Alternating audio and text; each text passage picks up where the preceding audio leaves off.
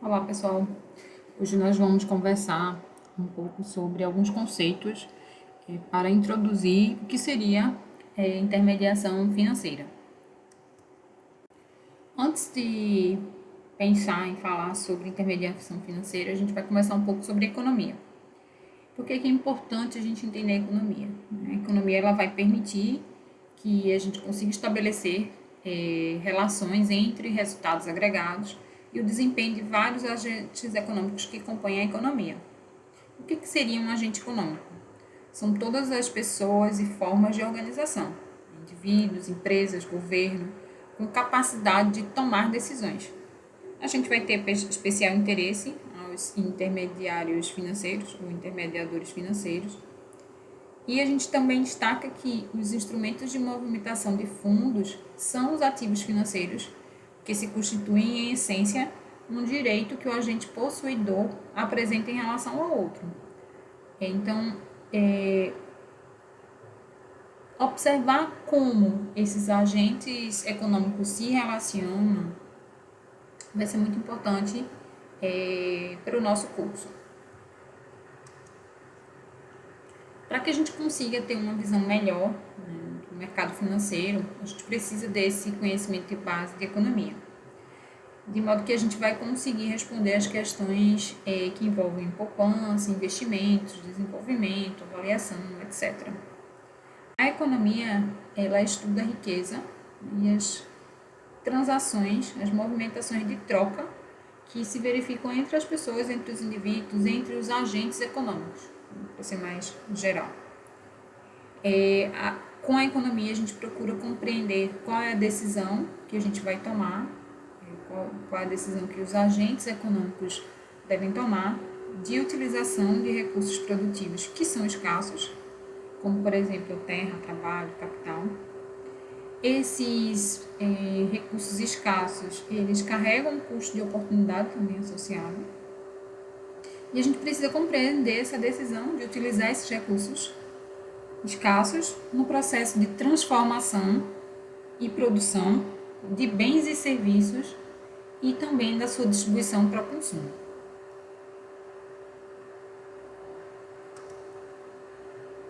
Toda sociedade econômica ela vai precisar responder a 3 problemas fundamentais determinados pela lei de escassez. Primeiro, a gente precisa determinar o que e em que quantidade produzir, como produzir, ou seja, com que recursos tecnológicos e financeiros a gente vai estar lidando e para quem a gente vai produzir, ou seja, quem deve receber a distribuição desses bens produzidos.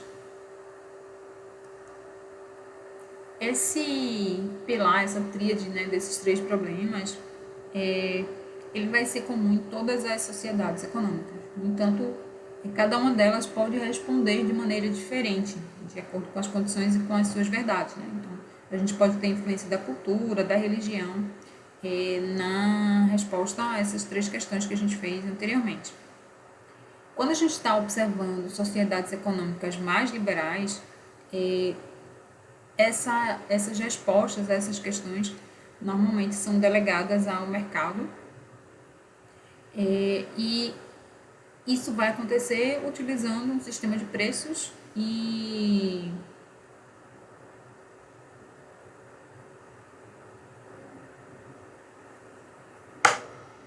em sociedades econômicas mais liberais costumam se delegar essa resposta a esses problemas econômicos ao mercado por meio de um sistema de preços e de livre comércio.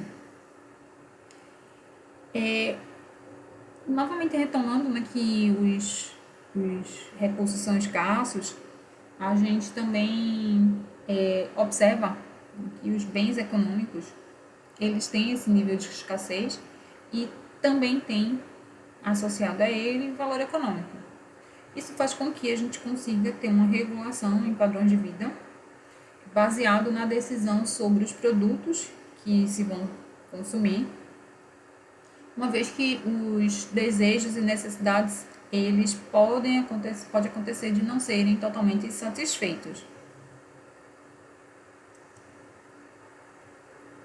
Se a gente tem essa possibilidade que nem todo desejo vai ser satisfeito, a alternativa que se tem é que se busque a melhor seleção de produtos, uma vez que eles são relativamente escassos. Então, por exemplo, se a gente tem necessidade em moradia e em vestuário, então a gente precisa ponderar de maneira a poder atender às necessidades de moradia e de vestuário.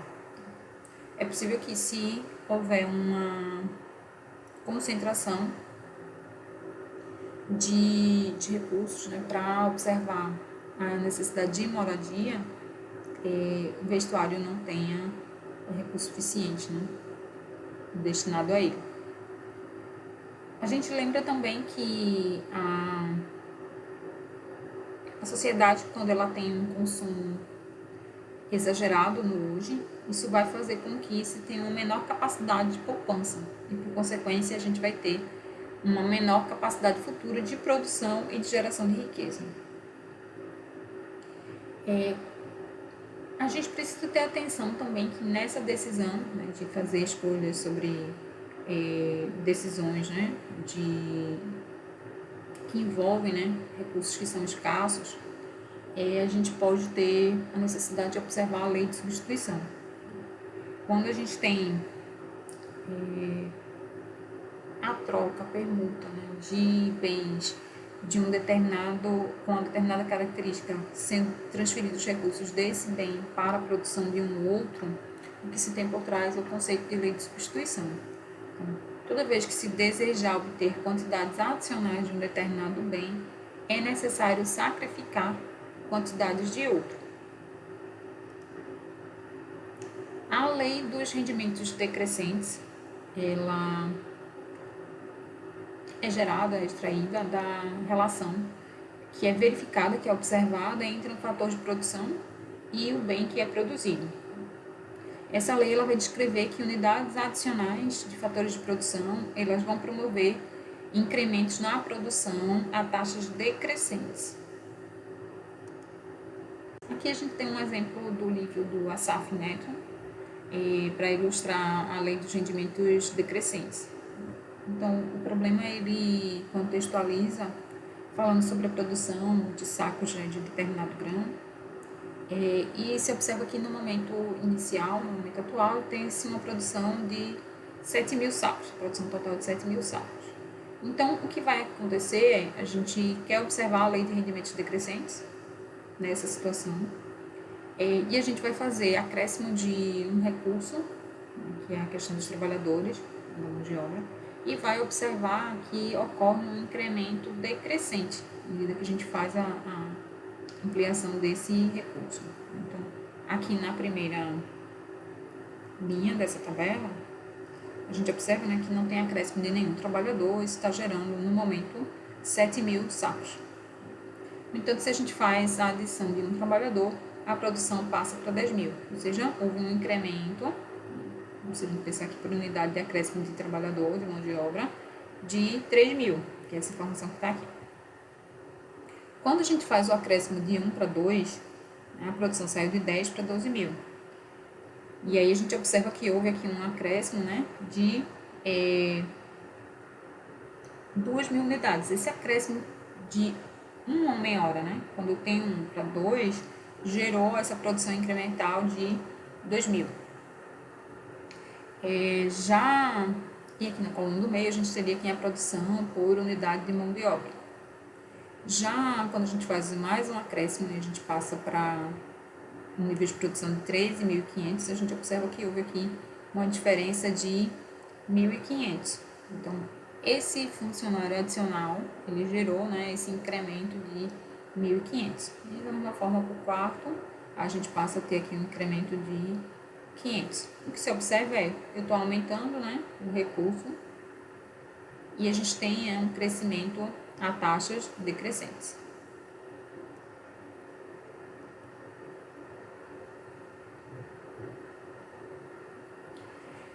A gente tem uma observação, né, um destaque, quando a gente tem a observação que todos os fatores eles estão se elevando conjuntamente na mesma proporção. Isso acontece nas escalas industriais de fabricação. Isso a gente consegue verificar em casos de produção em massa, e nesses casos a gente consegue verificar, né, ganhos de escala.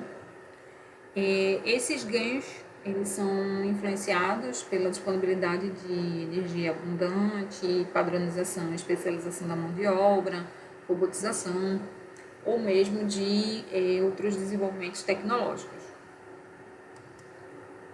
O que acontece então, será que o aumento de recursos, de fato, sempre vai atender à lei dos rendimentos decrescentes? A gente está falando, acabou de mencionar a questão das economias de escala. Então, nos rendimentos decrescentes, o que acontece é que somente alguns fatores sofrem variações, os demais permanecem inalterados. Então, quando acontece isso, a gente faz acréscimo somente em um fator, ou em alguns fatores, não em todos, a gente consegue verificar os rendimentos decrescentes. Quando a gente está observando economias de escala, o que acontece é que a gente não verifica a mexida somente em um fator ou em um conjunto de fatores. Então, aqui a gente está destacando que a gente acabou de destacar, né, que a lei de rendimentos decrescentes ela acontece. Quando acontece é porque a gente fez um acréscimo em um fator ou em mais de um fator, um conjunto de fatores, mas não em todos os fatores que influenciam a nossa produção. Isso gera rendimentos decrescentes. Outra ferramenta importante de a gente observar é a curva de possibilidade de produção. Então, a curva de possibilidade de produção ela vai exprimir as decisões que podem ser tomadas em relação a dois produtos. Então, o que eu tenho que deixar de produzir, que quantidade eu tenho que deixar de produzir de um determinado bem para fazer a produção de outro. Essa informação a gente consegue através dessa curva de possibilidade de produção. Então, a curva ela vai descrever numa economia que se admite o pleno emprego dos recursos, as alternativas de produção que estão disponíveis à sociedade. Então, a gente vai dar preferência por um determinado produto, em contrapartida, a gente precisa abrir mão da produção de um outro. E aí, a gente volta a lembrar da lei da substituição, que é o que está presente, o conceito que está por trás dessa observação que a gente faz quando está olhando a curva de possibilidade de produção. Aqui tem um exemplo, né, de uma curva de possibilidade de produção. A gente está produzindo manteiga e canhões. Esse exemplo é do livro do Asaf Neto, novamente.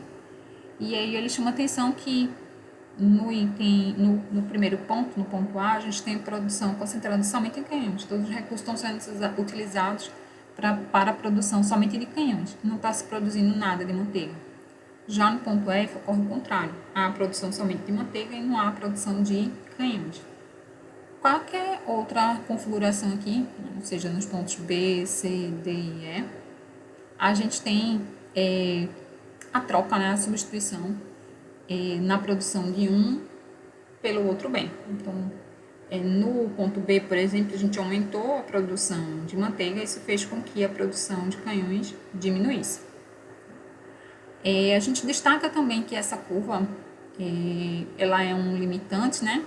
São as máximas configurações que a gente pode ter, né? Que quando a gente está observando pontos que estão abaixo dessa fronteira, né? A gente não está na eficiência, né? Como por exemplo aqui no ponto H. A gente destaca também que essa curva ela pode ser deslocada, né? Toda a curva, se a gente tiver um aumento dos recursos produtivos ou se a gente tiver uma melhoria técnica. Então, aqui, destacando, chamando a atenção, do que a gente acabou de comentar, a curva de possibilidade de produção ela é uma fronteira, indicando o limite máximo possível de ser atingido pela sociedade diante dos recursos que se tem disponíveis. Então, um aumento desses recursos ou um desenvolvimento melhor tecnológico faz com que a gente possa fazer um deslocamento da curva toda, né, no sentido para cima, né, onde estava ali delimitada uma linha pontilhada. Essa curva de possibilidade de produção, ela vai auxiliar a decisão, né, da seleção desses recursos que são escassos, de forma que a sociedade ela possa atingir seus objetivos. A gente também consegue perceber mais claramente como a gente consegue responder as questões que a gente já tinha pontuado. O que, como e para quem produzir. O que produzir, ele vai estar refletido no ponto que a gente vai escolher da curva de possibilidade de produção. O como produzir, ele envolve os recursos disponíveis e seu uso eficiente. E o para quem, ele vai requerer que a gente tenha adicionalmente a análise da curva, a verificação de outras variáveis de satisfação dos desejos e necessidades de toda a sociedade. Retomando ao que a gente já tinha ponderado sobre a economia, a gente traz outro autor aqui que destaca que a ciência econômica ela vai preocupar-se com o estudo das alocações dos recursos da economia e esses recursos são escassos. Esse assunto ele torna-se relevante uma vez que os indivíduos têm necessidades e desejos ilimitados, enquanto que os recursos são disponíveis, são escassos, perdão, os recursos disponíveis são escassos. Quando se pensa em economias mais modernas, os desejos de consumo das famílias, em geral, eles vão estar acima da sua capacidade econômica. Então, também quando se pensa em países, a gente percebe que a noção de escassez também está presente. Basta que a gente olhe, por exemplo, o número de pessoas disponíveis para trabalhar e de recursos naturais, de recursos financeiros, tecnológicos. Todos esses recursos, eles são limitados.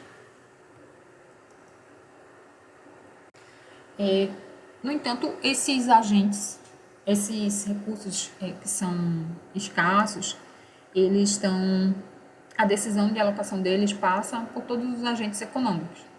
E o que acontece é a decisão de um determinado agente que compõe o sistema é uma decisão individual, mas ela está interligada também com o todo. E pode impactar o todo, pode impactar as decisões dos outros agentes econômicos também. Aqui a gente traz uma figura que a gente já tinha apresentado anteriormente, mostrando a relação entre as famílias, as empresas e os mercados. As famílias elas fazem a oferta de fatores de produção para o mercado de fatores de produção e recebe desse mercado a renda. Já as empresas elas fazem a oferta de bens e serviços para o mercado de bens e serviços e recebe insumos provenientes desse mercado de produção. As empresas elas fazem o pagamento dos fatores de produção para o mercado e recebe receita lá do mercado de bens e serviços. Voltando aqui a observar a família, né? Ela oferta fatores de produção, mas ela também, por outro lado, demanda bens e serviços desse outro mercado. As famílias também acabam executando, né, despesas de consumo.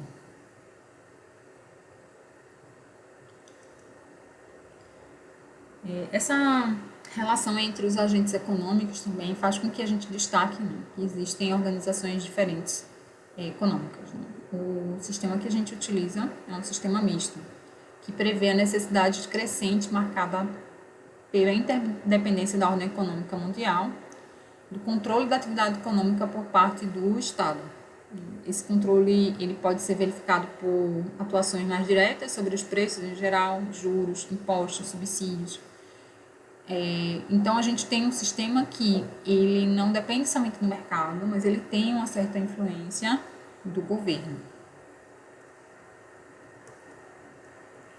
A gente passa agora a definir alguns conceitos bem importantes, né? E a gente vai observar depois a relação entre eles, né? E os agentes que compõem o sistema econômico. A gente já tinha destacado, ainda há pouco, essa relação, né, entre as famílias e as empresas, e uma parte ali do movimento a gente observava a menção com relação à questão da renda. Então, aqui, as famílias recebem renda, né, proveniente desse mercado de fatores de produção. E essa renda pode ser através de salário, aluguéis, lucros, juros. Então, vamos definir um pouco melhor como é que funciona essa renda. Então, aqui a gente traz uma definição. As rendas representam a remuneração dos agentes que participam de alguma forma do processo produtivo da economia e são essencialmente receitas em dinheiro compensatórias pelos serviços prestados. Então, como exemplo de rendas, a gente tem salários que são recebidos, juros sobre capital emprestado, lucros sobre capital investido e assim por diante. A gente tem, em cima dessa definição de rendas, a possibilidade de classificá-la em diversos tipos. Uma primeira classificação seria em renda interna. A renda interna ela equivale ao produto interno da economia, exprimindo o total das rendas geradas no interior do país. Ela envolve, né, ela engloba o total de rendimentos, salário, juros, aluguéis, que são auferidos, que são pagos, né, pelos agentes econômicos em determinado período, em razão da participação dos agentes no processo produtivo interno da economia. A gente também tem um conceito de renda nacional. A renda nacional é a soma de todas as rendas auferidas pelos habitantes de um país, determinada pelas operações produtivas de caráter tanto interno como externo. A gente destaca que a característica marcante da renda nacional é que ela pertence ao país e ela é igual ao produto nacional. Se a gente tem, por exemplo, lucros que são recebidos do exterior, são propriedades do país recebedor e, portanto, vai ser considerado na renda nacional.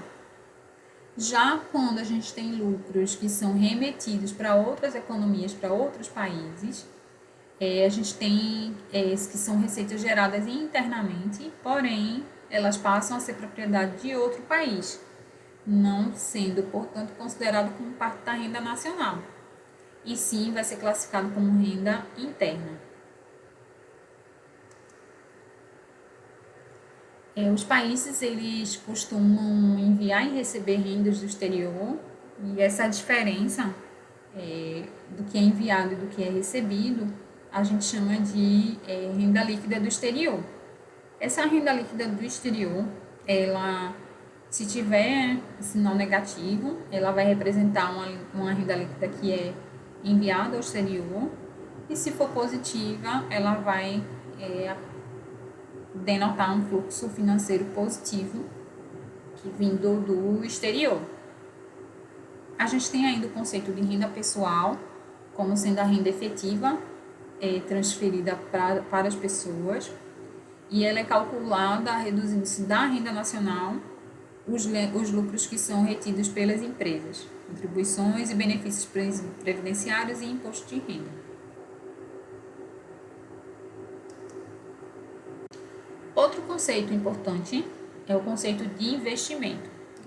O investimento ele representa a ampliação de capital em alternativas que promovem o aumento efetivo da capacidade produtiva de um país, determinando sua capacidade futura de gerar riquezas, ou seja, associado à questão das rendas futuras. O investimento pode ocorrer em bens de capital, máquinas, equipamentos, etc., ou em estoques. Quando a gente tem bens de capital, a gente forma o que a gente chama de... existe uma formação bruta de capital fixo. É importante ressaltar que o conceito de investimento em economia, ele está diretamente vinculado na questão da riqueza. Aqui nesse conceito inicial, a gente já tinha chamado a atenção disso. O investimento ele está relacionado à capacidade futura de gerar riqueza. Então, aqui a gente destaca novamente. A gente não pode pensar em investimento simplesmente como transferência de propriedade de um determinado bem. Precisa gerar riqueza. Aqui a gente traz um exemplo relativamente simples. Alguns conceitos a gente ainda não abordou, mas o problema, no contexto geral, é compreensível, tá? Então, se a gente faz aquisição de ações na Bolsa de Valores, a gente não consegue interpretar como sendo investimento dentro do conceito econômico. Por quê? O que acontece quando se compra uma ação na Bolsa de Valores, né, na maior parte do tempo, o que a gente vai estar fazendo é a gente vai estar atuando no mercado secundário e com isso essa compra de ações ela vai envolver uma transferência, né, de posse dos valores. Não vai estar agregando riqueza à economia. No entanto, se a gente faz essa compra quando é lançada as ações, ou seja, no mercado primário, a gente admite a criação de riqueza, motivada pela canalização direta do capital investido na empresa. E aí, nesse sentido, a gente consegue definir como sendo investimento no sentido de economia. Outro conceito fundamental é o conceito de poupança. Poupança a gente pode definir como sendo a parcela de renda economizada pelos agentes econômicos que não foi consumida na aquisição de bens e serviços. A gente também pode dizer que ela é a postergação, é o adiamento da capacidade de consumo diante de uma expectativa de maiores dispêndios no futuro.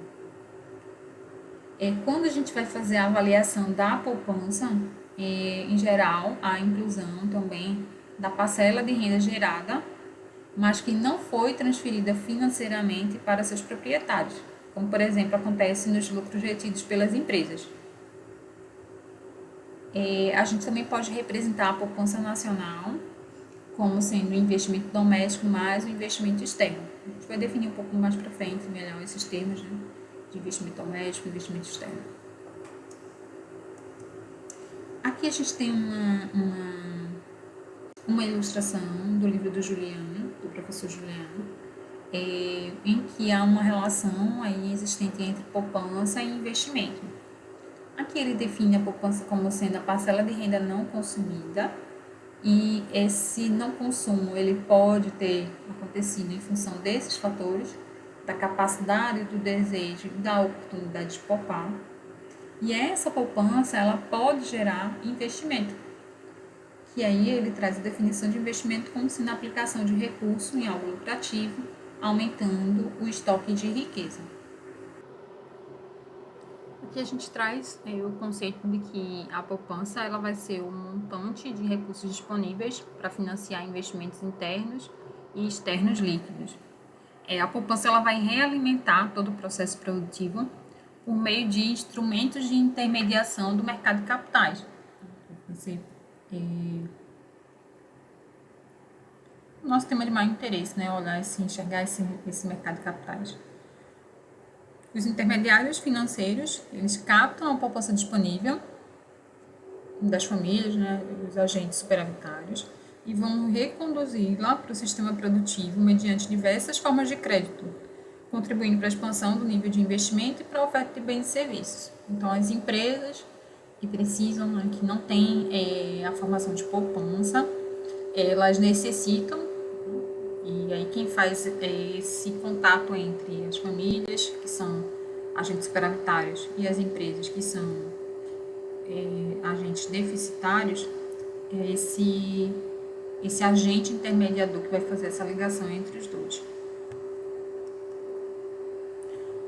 Então, esses recursos, eles vão ser viabilizados de maneira adequada, né, usando instrumentos financeiros adequados. Não há uma relação direta, né, a gente precisa passar pela intermediação. Se a poupança ela não for direcionada pelo sistema financeiro, os agentes que realmente precisam, os agentes deficitários de capital, a gente não vai ter a geração de riqueza na economia. O que acontece vai ser somente a redução do consumo e da renda nacional. A poupança ela deve originar-se de estímulos à redução do consumo e encaminhada pelos agentes intermediários para lastrear os investimentos na economia. Aqui a gente volta a observar novamente esse fluxo, né, existente entre famílias, mercados e as empresas. Surge aqui a figura do mercado financeiro, né? E aí vejam que o mercado financeiro está recebendo poupança das famílias e está disponibilizando esses recursos através de financiamento para as empresas. As empresas, por sua vez, podem gerar aplicações no mercado financeiro que podem servir para financiar as famílias também, aquelas que não têm formação de poupança. Para que a gente possa ter um equilíbrio entre a poupança e o investimento, a gente tem a taxa de juros. Alguns autores chamam de taxa de juros, de fato, no singular. A taxa de juros ela visa aumentar o equilíbrio entre a poupança e o investimento. Os juros de mercado, eles sempre vão estar se movimentando conforme os desequilíbrios que a gente observa na economia. Se a gente tiver uma demanda por investimento que supere a oferta dos recursos de poupança na economia, para que ocorra esse restabelecimento do equilíbrio, a taxa de juros ela deve se elevar, reduzindo o atrativo de novos investimentos. Já no sentido inverso, quando a taxa de poupança, ou seja, a oferta de recursos, for maior que a taxa de investimentos, deve-se esperar por uma redução da taxa de juros.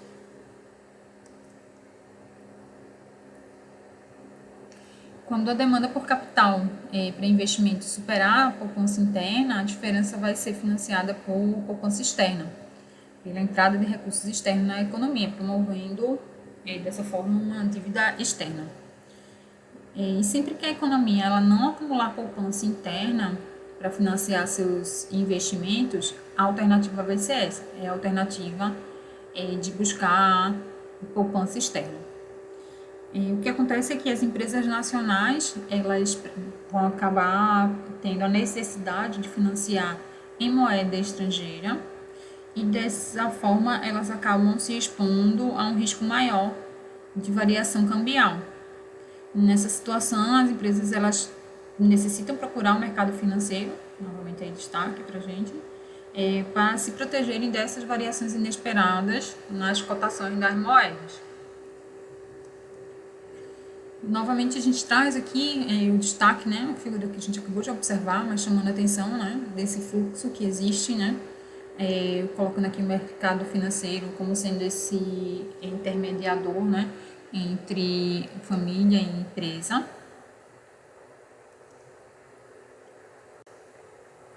E avançando um pouquinho mais, a gente observa que os países, as organizações, elas têm interesse em observar tanto a parte de crescimento quanto a parte de desenvolvimento econômico. Se há essa busca pelo crescimento e desenvolvimento, a gente consegue observar cada vez mais forte, mais importante, o papel do sistema financeiro, por meio porque através dele a gente consegue fazer aporte de liquidez no mercado e oferta diversificada de recursos para financiamento. Então, cada vez mais vem se destacando a importância do sistema financeiro, da intermediação financeira. A intermediação financeira, a gente já falou, mas aqui a gente está reforçando, ela ocorre nessa relação entre os agentes, aqueles que têm poupança, que são os agentes econômicos superavitários, e os deficitários, os tomadores de recursos. Esses intermediadores financeiros, ou intermediários financeiros, eles vão buscar atender as expectativas e as necessidades dos dois segmentos econômicos, os superavitários e os deficitários, os poupadores e os tomadores de recursos, oferecendo alternativas adequadas para a guarda e aplicação dos recursos e acesso a fontes de financiamento para viabilizar os investimentos e o consumo.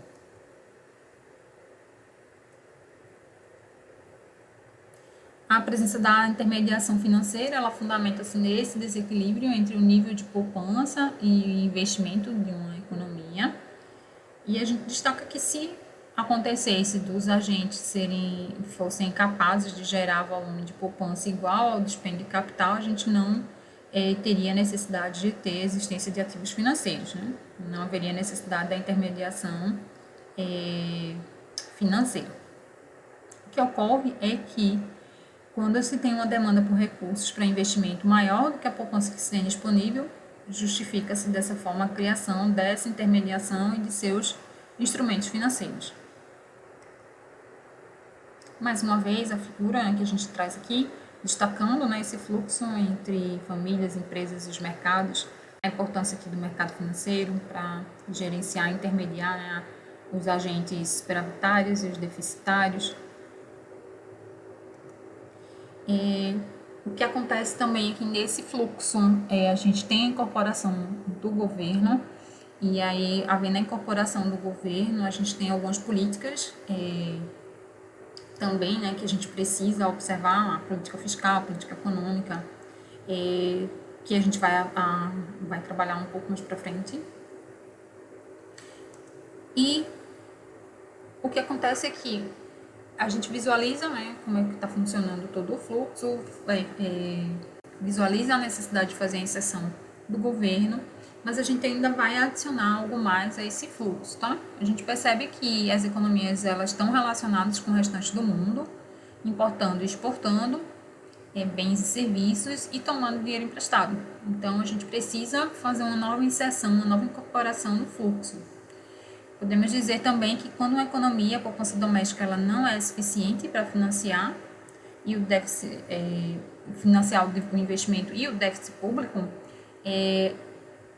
utilizando a intermediação financeira, a gente vai importar poupança do exterior.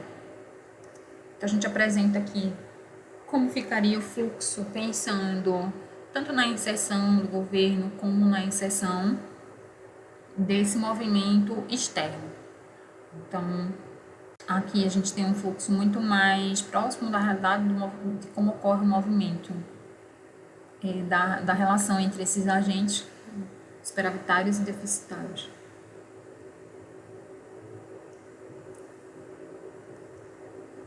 Aqui a gente apresenta as principais bibliografias que foram utilizadas para preparar esse encontro de hoje. O livro do Asaf Neto e o livro do Juliano Pinheiro. Vamos ficando por aqui, um forte abraço e até a próxima.